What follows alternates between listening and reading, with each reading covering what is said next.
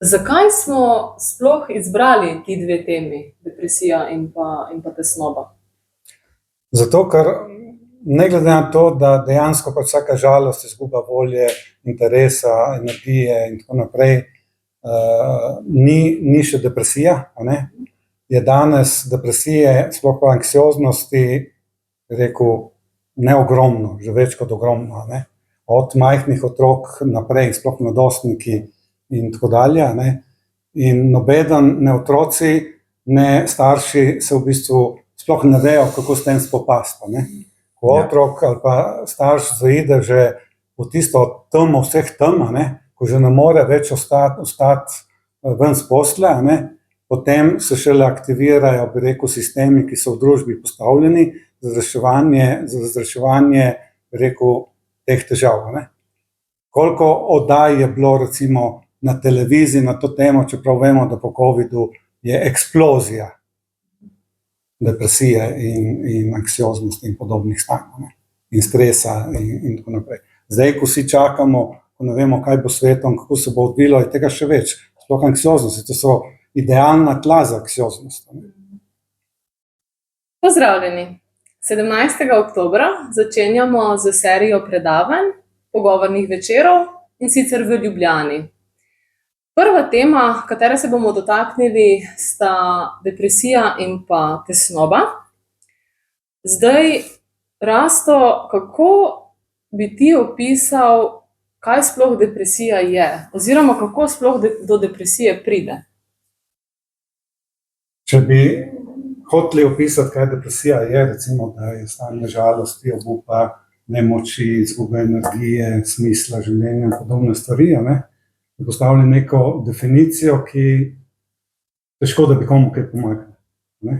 Sploh, ker se ti znajdeš sredi depresije, a ti kaj pomaga, da veš, da si žalosten, tako se že itak veš, da si znotraj tega stanja, ne.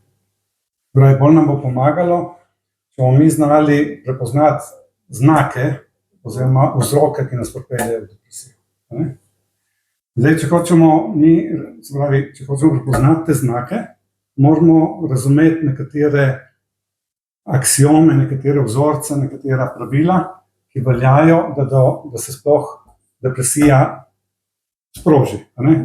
Torej, prva stvar, tako kot vsaka utrujenost ni izgorelost, vsaka žalost ali pa izguba interesa ali pa kaj takega še ni depresija, a ne. Zdaj, če to ni, ne, kako mi vemo, recimo, da smo, ali pa kako vemo, da bomo prišli, da smo na dobri poti, da gremo proti depresiji, a ne, ker takrat, ko imamo mi še dovolj energije, takrat je smiselno, da stvari, bi rekel, ustavimo, spremenimo, preusmerimo, takrat še lahko nekaj naredimo. Ko smo tam v tistem stanju, bomo težko, ko še s postelje lahko težko stanemo, a ne. No, in zdaj prva stvar, ki jo moramo razumeti, je, da je depresija stanje, kjer je pozornost na preteklosti. Tukaj je tesnobno stanje, kjer je projekcija na prihodnost, na nekaj slabega, kar se bo zgodilo v prihodnosti, ne. Torej, prvo znamenje, ki nam govori, da smo na varni poti, na spolzkih tleh, a ne, je to, da mi vidimo, da smo v mislih se zakačimo na neko stanje.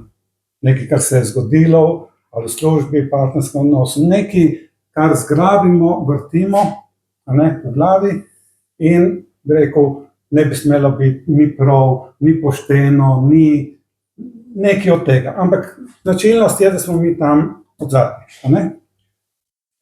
Zdaj, ključno je, da mi prepoznamo vzorec, ker če prepoznamo vzorec, ne rabimo učiti pravil, bomo takoj zaznali, da gremo v napačno smer. Verjetno, ko to govorim, vsi opazite pri sebi nekaj, kjer ste se zakačili v preteklosti, a ne. In zato, ker take razlage, tako da če samo razlagamo, vam ne bojo mogle tako pomagati, kot če bomo na vaših konkretnih primerih, za tiste, ki pač boste hoteli jih pač povedati, a ne, če bomo na teh konkretnih primerih šli skozi in pokazali, kako so se zgodili, zakaj, kakšna je dinamika, kako pride do tega, v čem so napake, kje jih naredimo, kje izgubimo stik z realnostjo in podobne stvari. Aleš, kako bo izgledalo, kaj lahko pričakujejo naši udeleženci, zakaj naj pridejo? Udeleženci lahko pričakujejo nek sproščen pogovor na teme, ki jih omenjamo. Lahko bojo postavili vprašanja, lahko bojo postavili vprašanja za njihove konkretne situacije, ali so to v družini, ali so to na delovnem mestu. Lahko bojo postavili vprašanja za bližnje, lahko bližnje tudi pripeljejo s seboj. In največ človek odnese, če se ukvarja z lastnim primerom, z lastno izkušnjo, ker vsak ima nekoliko drugačno razumevanje ali pa drugačno situacijo, v kateri se nahaja. In če se tako izrazim, pravilna diagnoza zdravi, napačna diagnoza še malo bolj zaplete. Tako da naj ljudje pridejo pa izkusijo. Bo zanimivo. Super. Vidimo se ob 7. zvečer. Zdaj spodaj pod tem videom bo tudi e-mail naslov, kamor se prijavite. Udeležba je sicer brezplačna, ampak zaradi organizacije samega prostora ljudno naprošamo, da se pač prijavite. Tako da, evo, se vidimo oktobra 17. ob 7. zvečer v Ljubljani.